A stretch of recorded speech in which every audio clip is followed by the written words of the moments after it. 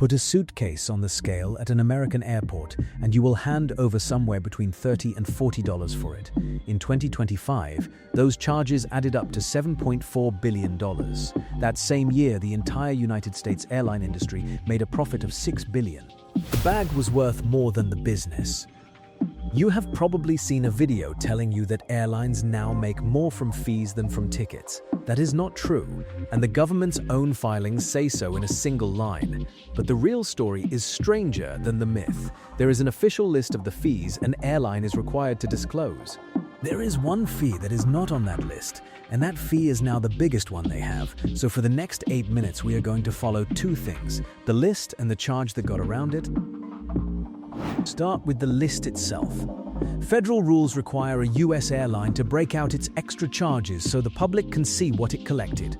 Transparency, in principle. Except the list has two items on it: checked baggage, reservation change fees. That is the entire list. Here is what those two came to. In 2024, checked bag fees across all U.S. airlines were $7.3 billion, which is 2.9% of operating revenue. Change fees added $1 billion, another 0.4%. Split the bag money by carrier and the concentration is obvious. American collected $1.5 billion, United $1.3 billion. Delta, just over $1 billion. 3 airlines, close to $4 billion, for putting suitcases underneath aircraft that were already flying with the space empty.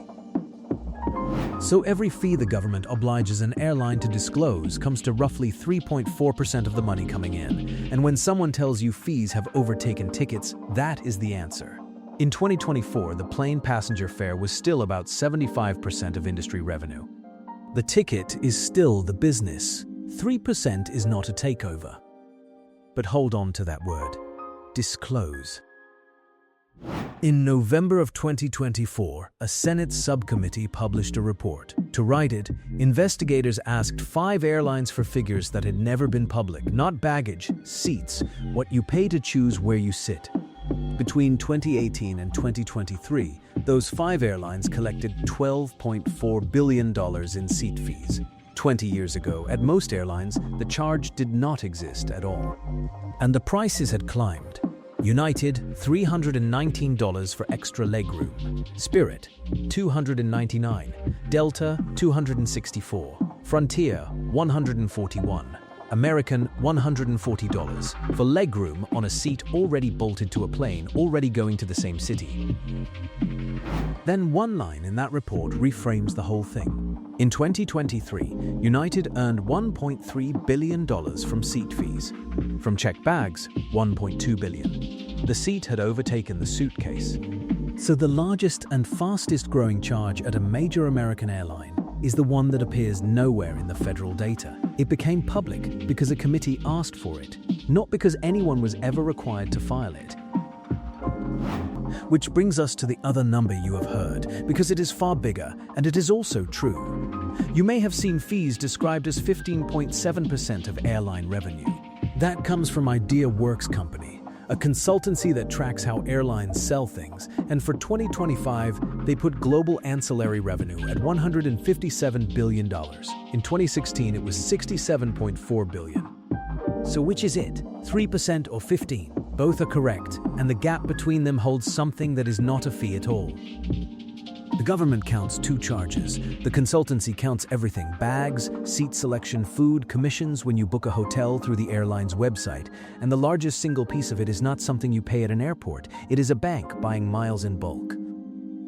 You can see the scale of that at one carrier. In 2024, Delta's co-branded arrangement with American Express brought in $7.4 billion. Delta's entire pre-tax income that year was roughly $5 billion. The bank handed Delta more than Delta kept from operating every flight on its schedule. Break the 15.7% apart by airline, and it splits further still. At full-service carriers, extras are about 3.2% of revenue. At ultra-low-cost carriers, they reach 62%. Those are not the same business in different paint.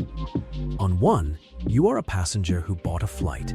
On the other, you are a shopper who walked into a store, bought a seat, only to discover that everything which used to arrive with the seat is now sold separately at the counter beside it. Which brings us to the part that should be uncomfortable if you came here angry about fees. In 2016, the average one-way fare worldwide was $294, plus about $16 in extras, $310 in total. For 2025, the average base fare is $166, plus about $21 in extras, $187 in total.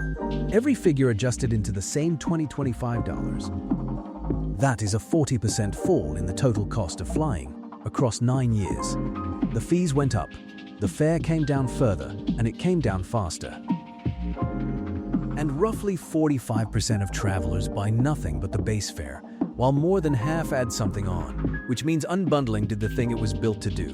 The traveler who wants only a seat now pays less for that seat than they would have paid 9 years ago. And the difference is funded by the traveler who wanted legroom and brought a suitcase.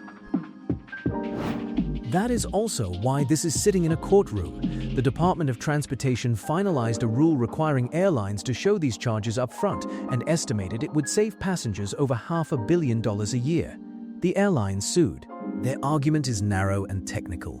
The statute lets the department investigate unfair practices one case at a time, not write a broad rule. In October of 2025, all 17 active judges of the Fifth Circuit agreed to hear it again. It is still open. And both sides are reading the same table. The airlines point at it and say unbundling made flying cheaper, which the data supports. The regulators point at the same rows and say nobody can compare two prices when half of one appears at checkout. So come back to the gate for a moment. Somewhere in an American airport, there is a person standing beside a metal frame, deciding whether your carry-on fits inside it. You have met this person. Most of the time, they wave you through. Between 2022 and 2023, Frontier and Spirit paid $26 million in incentive payments to gate agents and other staff. The incentive was for enforcing bag policy. The person deciding whether your bag was too big was paid more when the answer was yes.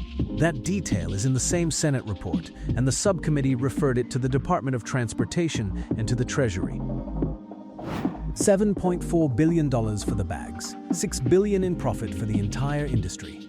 And the instinct is to read that as greed layered on top of a business that was doing fine, it is closer to the opposite. Take the bag fees out and the industry does not make money. In the first quarter of 2025, U.S. Airlines posted a net loss of $225 million. In the first quarter of 2026, they lost $1 billion. The fees are not the margin sitting on top of the fare. On the numbers the airlines file themselves, the fees are the profit. Which leaves one question worth sitting with. Flying really is cheaper than it was 9 years ago. That is measured, and it is not in dispute. But it is cheaper because the price of a flight was quietly taken apart and sold back to you in pieces, and one of those pieces was kept far enough off the record that a Senate committee had to name it out loud before anybody outside the industry could see how large it had become. So, is a cheaper flight still cheaper if you cannot see the whole price before you buy it?